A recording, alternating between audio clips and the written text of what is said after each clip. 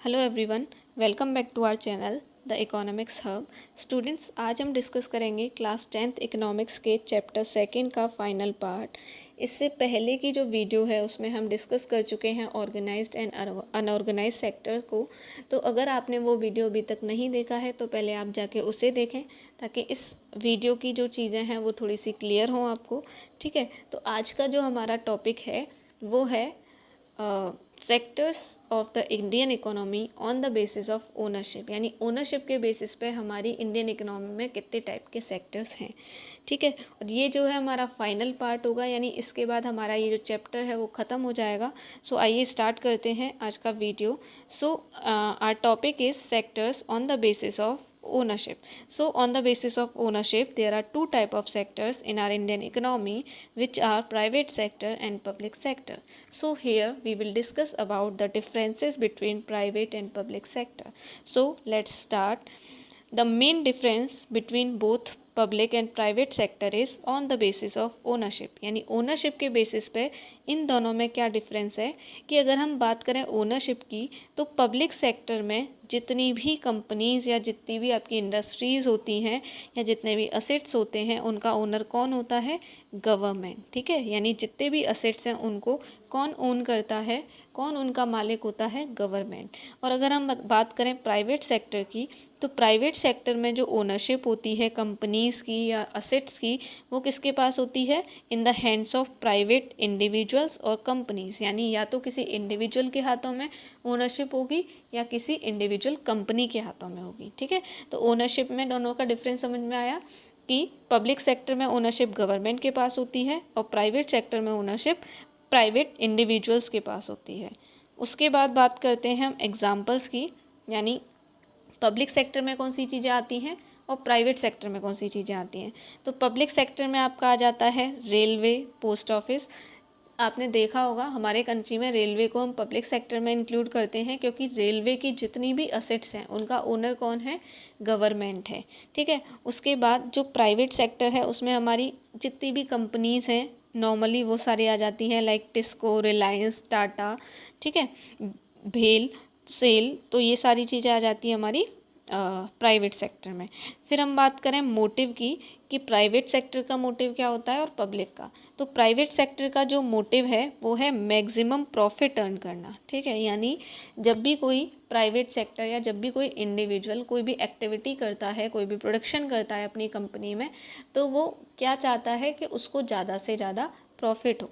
ठीक है, लेकिन अगर हम बात करें पब्लिक सेक्टर की यानी गवर्नमेंट सेक्टर की तो वो क्या चाहते हैं? सोशल वेलफेयर हो, यानी लोगों की भलाई हो, सोशल इक्वलिटी हो, सोशल बेनिफिट हो, यानी ज़्यादा से ज़्यादा लोगों को बेनिफिट्स हो। इसके लिए भी हम एग्जांपल ले सकते हैं दैट अगर हम रेलवे का एग्जांपल लें तो रेलवे क्या है? पब्लिक सेक्टर के अंदर आती है। तो आपने देखा होगा रेलवे के जो फेयर होते हैं, किराया होता है, वो बहुत कम होता है। वो इसलिए कम होता है ताकि सोशल वेलफेयर हो सके, यानी सोसाइटी का जितना भी एरिया है, सोसाइटी के जितने भी सेक्शंस हैं लाइक पुअर और रिच सेक्शन, उन सब में क्या हो सके? लोगों को फ़ायदा मिल सके। ठीक है, और प्राइवेट सेक्टर का मेन मोटिव होता है प्रॉफिट अर्न करना। तो ये हो गया मोटिव। अब बात करें कंट्रोल के बेसिस पे तो गवर्नमेंट सेक्टर में जो कंट्रोल होती है असेट्स पे या जो भी हमारी कंपनीज़ हैं उन पे, तो गवर्नमेंट सेक्टर और पब्लिक सेक्टर में ओनरशिप होती है गवर्नमेंट के पास, क्योंकि गवर्नमेंट क्या है? उसकी ओनर है। लेकिन अगर हम बात करें प्राइवेट सेक्टर की तो वहाँ पे गवर्नमेंट की ओनरशिप या गवर्नमेंट की जो कंट्रोल है वो काफ़ी कम होती है। वहाँ पे जो कंट्रोल है पूरी तरीके से वो या तो इंडिविजुअल के हाथों में होती है या जिस कंपनी के अंदर वो आता है उस कंपनी की होती है। ठीक है, यानी जो ओनर होगा उसी की कंट्रोल होगी। तो यहाँ पे तो हमने क्या कर लिया, बेसिक जो भी डिफरेंसेस थे उनको डिस्कस कर लिया। अब नेक्स्ट चीज़ हमारे सामने आती है कि क्यों हमें पब्लिक सेक्टर की नीड होती है किसी भी इकोनॉमी में, क्यों हमारा काम प्राइवेट सेक्टर से नहीं होता, क्यों हमें गवर्नमेंट को इन्वॉल्व करना पड़ता है। सो इसके लिए कुछ चीज़ें हैं जो कि हम डिस्कस करने वाले हैं। तो पहली चीज़ क्या है कि हमारी इकोनॉमी में कुछ ऐसी नीड्स होती हैं जिनको कि सारी सोसाइटी डिमांड करती है। यानी कुछ चीज़ें ऐसी हैं जिसको कि सारी सोसाइटीज़ को चाहिए होती हैं, ठीक है। यानी जितने भी लोग हैं, चाहे वो रिच हो चाहे पुअर हो, सभी की नीड्स होती हैं। तो पहली बात तो इन जो नीड्स होती हैं उनको हम बोलते हैं कलेक्टिव नीड्स। कलेक्टिव नीड्स क्यों? क्योंकि वो पूरे सोसाइटी की नीड्स हैं, ठीक है। और इन नीड्स को अगर हम प्राइवेट सेक्टर के हाथों में देते हैं तो वो आपको रीज़नेबल कॉस्ट पे कभी भी उन नीड्स को फुलफ़िल करके नहीं देंगे। क्यों नहीं देंगे? क्योंकि उन नीड्स को फुलफ़िल करने के लिए जो कॉस्ट आती है वो बहुत हाई होती है। और हमने अभी पढ़ा कि जो प्राइवेट सेक्टर है उसका मेन मोटिव होता है प्रॉफिट अर्न करना, तो वो कभी नहीं चाहेगा कि वो अपनी कॉस्ट से कम प्राइस में अपनी चीज़ों को सेल करे। तो इसीलिए हम नहीं प्राइवेट सेक्टर से ये एक्सपेक्टेशन कर सकते कि वो हमारी जो कलेक्टिव नीड्स हैं उनको कम से कम कॉस्ट में हमें प्रोवाइड करा सके, ठीक है। अब कैसे, कौन कौन सी नीड्स होती हैं? Some of these need spending large sum of money which is beyond the capacity of the private sector. Same चीज़ जो मैंने अभी एक्सप्लेन करी कि ये जो हमारी कलेक्टिव नीड्स होती हैं उन पे जो मनी स्पेंड करना है वो काफ़ी ज़्यादा होता है, और प्राइवेट सेक्टर की इतनी कैपेसिटी नहीं होती कि वो उस मनी को खर्च कर सके और फिर हमें सोशल वेलफेयर को ध्यान में रख के कम से कम कॉस्ट में उसको प्रोवाइड करा सके, ठीक है। तो इसीलिए हमको किसको इन्वॉल्व करना पड़ता है? गवर्नमेंट को इन्वॉल्व करना पड़ता है। अब ऐसी कौन कौन सी चीज़ें होती हैं जहाँ पे गवर्नमेंट को इन्वॉल्व करना होता है? Construction of roads, bridges, railway, generating electricity, providing irrigation through dams etcetera. यानी अगर आप बात करो रोड्स की, तो आपने देखा होगा रोड्स की नीड सबको होती है, चाहे आप कोई कितने भी गरीब हों, कितने भी अमीर हो, सबको रोड की नीड होती है, ठीक है। और रोड किसी एक की नहीं होती, किसी एक की ओनरशिप नहीं होती उस पर, वो क्या है? एक कलेक्टिव नीड है, यानी पूरी सोसाइटी की नीड है। तो अगर हम इस चीज़ को किसी प्राइवेट सेक्टर के हाथों में देंगे तो क्या होगा? प्राइवेट सेक्टर आपको काफ़ी प्राइस देने के बाद उस फैसिलिटी को प्रोवाइड कराएगा, जो कि पॉसिबल नहीं है कि भाई जितनी भी सोसाइटी के जितने भी सेक्शंस हैं वो उतने प्राइजेस को अफोर्ड कर पाएँ। तो इसीलिए हमको क्या करना पड़ता है? गवर्नमेंट सेक्टर यानी पब्लिक सेक्टर पे डिपेंड होना पड़ता है, क्योंकि वो सोशल वेलफेयर करता है। सबसे बड़ी बात ये है।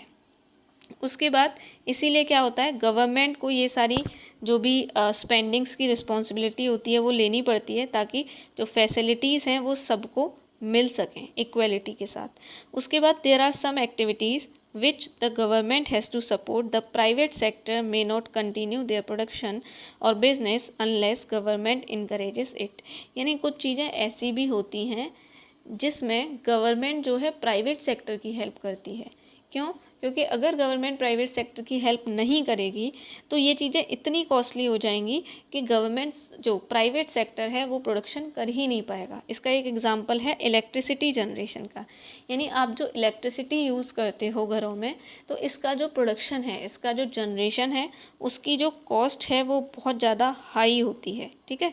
इतनी हाई होती है कि अगर आप जो कॉस्ट है उसके बेसिस पे आपको अगर इलेक्ट्रिसिटी डिस्ट्रीब्यूट होने लग जाए तो आप उसको अफोर्ड नहीं कर पाओगे। तो इसीलिए गवर्नमेंट क्या करती है? कॉस्ट से कम रेट पे हमको इलेक्ट्रिसिटी प्रोवाइड कराती है, जो भी इंडस्ट्रीज़ होती हैं, जो भी पब्लिक होती है उसको, ताकि हम लोग क्या कर सकें? उसको अफोर्ड कर सकें। और बाकी का जो लॉस होता है या बाकी का जो एक्स्ट्रा एक्सपेंसेस होते हैं उनको गवर्नमेंट बियर करती है, ठीक है। तो यहाँ पे गवर्नमेंट ने हमारी हेल्प कर ली, यानी पब्लिक सेक्टर ने हमारी हेल्प कर दी। उसके बाद क्या है?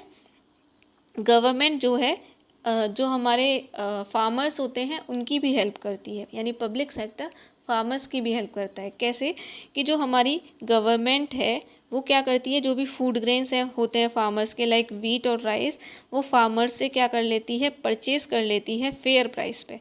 फेयर प्राइस यानी एक ऐसा प्राइस जिससे कि फार्मर्स को कोई भी लॉस ना हो, ठीक है। और उन चीज़ों को फिर वो स्टोर करके रखती है अपने गोडाउंस में, और जो भी पुअर पर्सन होते हैं उनको सेल करती है लोअर प्राइस पे थ्रू राशन शॉप। ये देखा होगा आपने, आपके आसपास कई सारी राशन शॉप होंगी, वहाँ पे क्या होता होगा?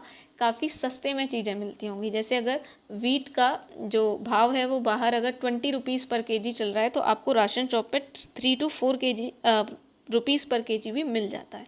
वो इसीलिए ताकि जो पुअर सेक्शन है वो ईज़िली उसको अवेल कर सके, ठीक है। उसके बाद क्या है? अदर चीज़ें क्या हैं? That there are large number of activities which are primary responsibility of government, यानी कुछ चीज़ें हमारे कंट्री में ऐसी भी होती हैं जिनको फुलफ़िल करना गवर्नमेंट की रिस्पॉन्सिबिलिटी है। अगर गवर्नमेंट ने उन चीज़ों को फुलफ़िल नहीं किया तो कंट्री में बहुत सारी प्रॉब्लम्स क्रिएट हो सकती हैं, लाइक हेल्थ प्रोवाइड कराना, proper health, proper education provide कराना, ठीक है, या फिर प्रॉपर आप बोल सकते हो रोड्स प्रोवाइड कराना।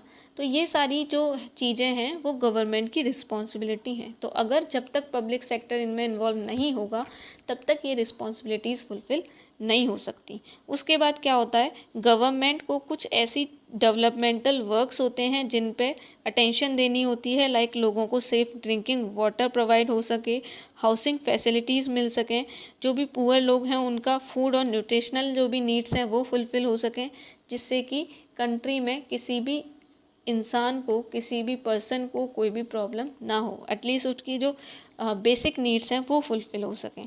तो इसलिए भी गवर्नमेंट की नीड होती है। उसके बाद क्या है, it is also the duty of the government to take care of poorest and most ignored regions of the country, यानी ये भी गवर्नमेंट की रिस्पॉन्सिबिलिटी होती है कि जो भी हमारे कंट्री में मोस्ट पुअरेस्ट पर्सन है उनकी टेक केयर करें, उनका ध्यान रखें, क्योंकि बाकी लोग, प्राइवेट सेक्टर कभी उनका ध्यान नहीं रखने वाला, क्योंकि उसका मेन मोटिव क्या है, प्रॉफिट अर्न करना। तो वो कभी उनके लिए प्रोडक्शन नहीं करेगा जो पुअर हैं, क्योंकि कभी उससे उनको प्रॉफिट हो ही नहीं सकता, ठीक है। तो यहाँ पे भी गवर्नमेंट की नीड होती है। तो ये सारी चीज़ें हैं, यानी आप बोल सकते हो कि जब भी हमको अपनी कलेक्टिव नीड्स फुलफ़िल करनी होती हैं, या जब भी हमको लो कॉस्ट पे कोई चीज़ चाहिए होती है, तो हमको कौन से सेक्टर की नीड होती है, पब्लिक सेक्टर की, या फिर आप बोल सकते हो गवर्नमेंट की। तो ये था मेनली दोनों के बीच में डिफरेंस, एंड एक हमारे क्वेश्चन का आंसर जो कि था why we need public sector in our economy, ठीक है। तो आई होप ये एक्सप्लेनेशन समझ में आई हो। तो अगर समझ में आई हो तो वीडियो को लाइक कीजिएगा, शेयर कीजिएगा और चैनल को सब्सक्राइब कीजिएगा। आगे हम मिलेंगे हमारे नेक्स्ट चैप्टर के साथ, ठीक है, चैप्टर 3। सो वेट करिए अगली वीडियो तक। Till then keep learning, keep growing. Thank you, bye bye, have a nice day.